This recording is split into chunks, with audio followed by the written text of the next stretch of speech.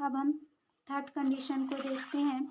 तो टोपोलॉजी का third condition होता है कि अगर जी लैम्डा टी में बिलोंग कर रहा है, मतलब कि एक आर्बिट्री सेट टी में बिलोंग करता है, तो उसका यूनियन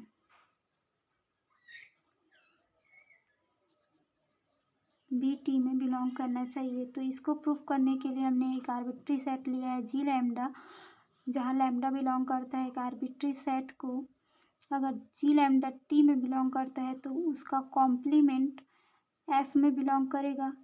अगर एफ में बिलोंग करता है then by definition of F ये हो जाएगा C of x minus G lambda equals to X minus G lambda. और हमें प्रूफ करना है कि अगर जी लैम्डा टी में बिलोंग करता है तो उसका यूनियन भी टी में बिलोंग करता है। तो हम इस यूनियन को हम कैपिटल जी से डिनोट कर लेते हैं। तो हमें प्रूफ करना है कि जी लैम्डा टी में बिलोंग करता है तो कैपिटल जी भी टी में बिलोंग करेगा। तो इसको प्रूफ करने के लिए हमें प्रूफ करना होगा कि एक्स माइनस जी बिलोंग करता है एफ में। अगर ये एफ में बिलोंग करता है तो C of x minus G equal होगा एक्स माइनस जी की। ये प्रूफ करना होगा। और इसको प्रूफ करने के लिए हमें प्रूफ करना होगा कि C of x minus G subset होगा एक्स माइनस जी के, और एक्स माइनस जी सबसेट होगा C of x minus G के। तो इसको प्रूफ करने के लिए हम K2 प्रॉपर्टी का यूज़ करते हैं, जो होता है A subset of C of A subset of C of A.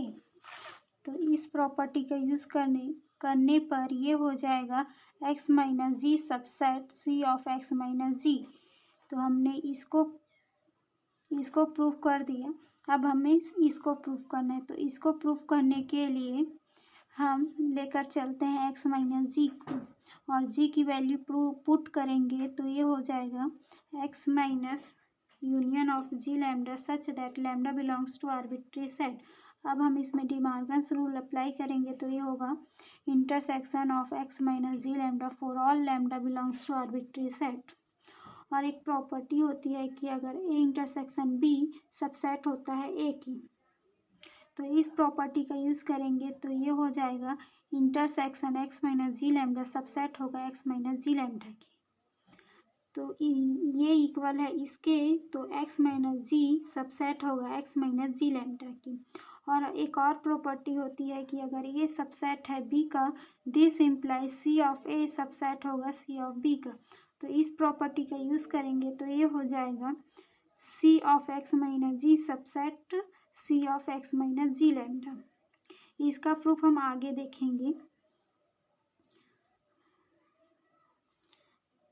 और इसका वैल्यू हमने फाइंड आउट किया था, जो था कि C of x minus G lambda equals to X minus G lambda. तो वैल्यू को पुट करने पर ये हो जाएगा C of x minus G subset X minus G lambda. लेकिन हमें प्रूफ करना है कि C of x minus G subset है एक्स माइनस जी की। और हम जानते हैं कि जी लैम्डा एक आर्बिट्री सेट है, तो इसको हम लिख सकते हैं सी of x minus G subset intersection of x minus G. अब हम इसमें डी मॉर्गन्स रूल अप्लाई करेंगे तो ये हो जाएगा x minus union of G lambda such that lambda belongs to arbitrary set. और इसको हमने जी से डिनोट किया था, तो तो ये हो जाएगा C of x minus G subset of x minus G. यही हमको प्रूफ करना था। तो बाई इक्वेशन थर्ड और फोर्थ ये हो जाएगा C of x minus G equals to X minus G. Then by definition of F X minus G belong करेगा एफ में। अगर इसका कॉम्प्लीमेंट एफ में बिलोंग कर रहा है तो जी बिलोंग करेगा टी में। और जी इक्वल था union of G lambda such that lambda belongs to arbitrary set. ये बिलोंग करता है टी में। और यही टोपोलॉजी का थर्ड कंडीशन था कि अगर आर्बिट्री सेट टी में बिलोंग करता है तो उसका यूनियन भी टी में बिलोंग करना चाहिए। तो हमने अभी प्रूफ किया कि टी टोपोलॉजी के सभी कंडीशन को सेटिस्फाई करते हैं, मतलब कि टी टोपोलॉजी होगा एक्स पर। अब हम अब हमने जो प्रॉपर्टी यूज़ की थी A subset B this implies C of A subset C of B, इसका प्रूफ देखते हैं। तो इसके प्रूफ के लिए हमने लेफ्ट साइड को लेकर चलेंगे, जो है ए सबसेट बी। इसको हम वेन डायग्राम से समझते हैं। अगर ए सबसेट है बी का तो इसका यूनियन करेंगे तो आएगा बी। अगर हम सी ऑफ बी की वैल्यू फाइंड आउट करेंगे तो ये होगा, बी की जगह हम ए यूनियन बी लिख सकते हैं, तो ये हो जाएगा C of A union B. और अब इसमें हम K3 प्रॉपर्टी का यूज़ करेंगे तो ये हो जाएगा C of A union C of B. तो सी बी की वैल्यू हुई C of B equals to C of A union C of B. और हम जानते हैं कि सी ऑफ ए सबसेट होता है C of A union C of B का।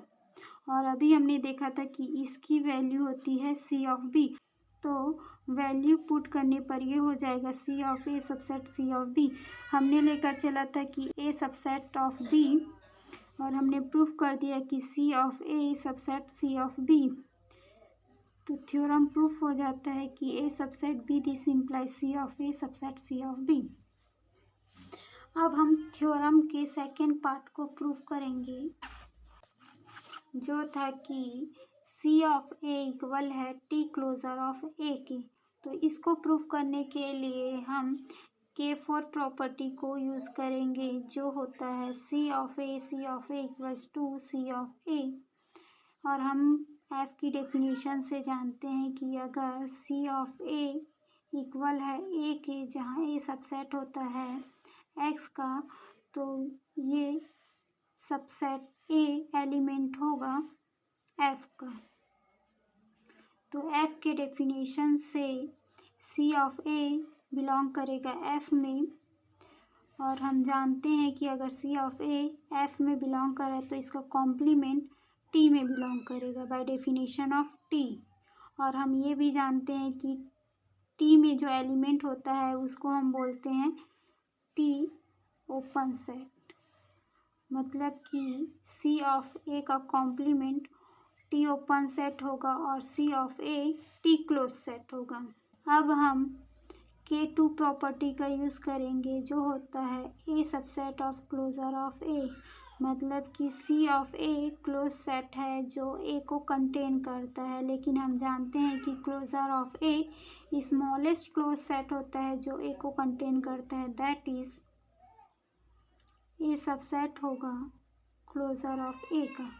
चूँकि closure of A smallest close set है और सी ऑफ ए कोई और क्लोज सेट है, तो चूँकि closure of A smallest close set है तो ये सबसेट होगा सी ऑफ ए की। इसको हम इक्वेशन 6 देते हैं। चूँकि closure of A smallest close set है जो ए को कंटेन करता है, that is A subset of closure of A. तो हमने अभी जो प्रॉपर्टी का प्रूफ देखा था हम उसका यूज़ करेंगे, जो है A subset B this implies C of A subset C of B. तो इसका यूज़ करेंगे तो ये हो जाएगा C of A subset C of closure of A. चूँकि ए एक टी ओपन सेट है तो इसका कॉम्प्लीमेंट क्लोज होगा और ये टी में बिलोंग नहीं करेगा। इसी प्रकार से closure of A close set है, मतलब कि वो टी में बिलोंग नहीं करेगा, वो एफ में बिलोंग करेगा। अगर वो एफ में बिलोंग करता है then by definition of F ये हो जाएगा C of closure of A equals to closure of A. तो हम C of closure of A की जगह टी क्लोजर ऑफ ए लिख सकते हैं। तो ये हो जाएगा C of A subset T closure of A. इसको हम इक्वेशन 7 देते हैं, तो बाय इक्वेशन 6 एंड 7 ये हो जाएगा closure of A equals to T closure of A. और यही हमको प्रूफ करना था। आई होप आज का टॉपिक आपको समझ आया होगा। Thank you.